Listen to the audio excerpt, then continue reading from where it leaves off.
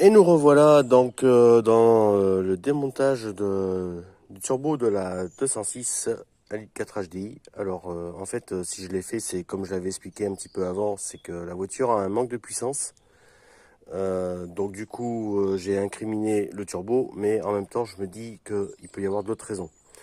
Notamment la vanne EGR. La vanne EGR, c'est une pièce qui se trouve derrière le filtre à air et le filtre à gasoil, qui est ici.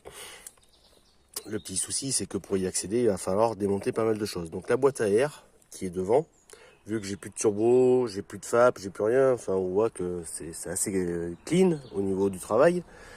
Donc ma boîte à air est tenue par deux vis qui se trouvent devant, et après c'est emboîté derrière. Donc après il suffit de gigouiller un petit peu dans tous les sens et ça finit par venir. Voilà, ma boîte à air est retirée.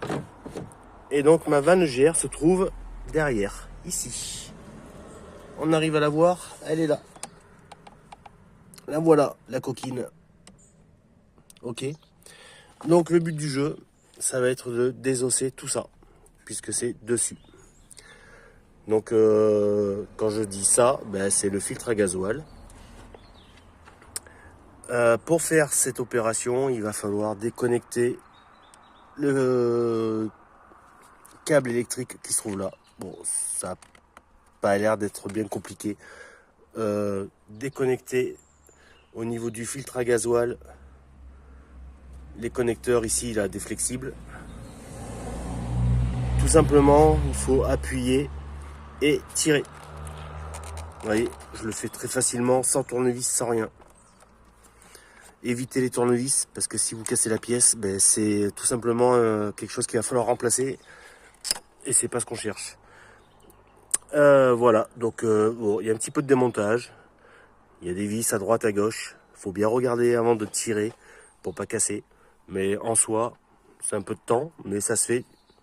Et je précise encore, je suis toujours novice. Je suis ni garagiste, ni quoi que ce soit. J'apprends sur le tas. Voilà. Allez, je vous laisse. Et on voit ça plus tard, quand j'aurai démonté, au niveau de la vanne EGR. J'essaierai quand même de vous donner les astuces si je tombe sur des pièges, comme j'ai pu rencontrer juste avant pour démonter notamment mon turbo. J'essaierai de vous donner un max d'informations pour que ben, si vous regardez mes vidéos, ça arrive à vous faciliter les choses. Allez, bon bricolage, à plus.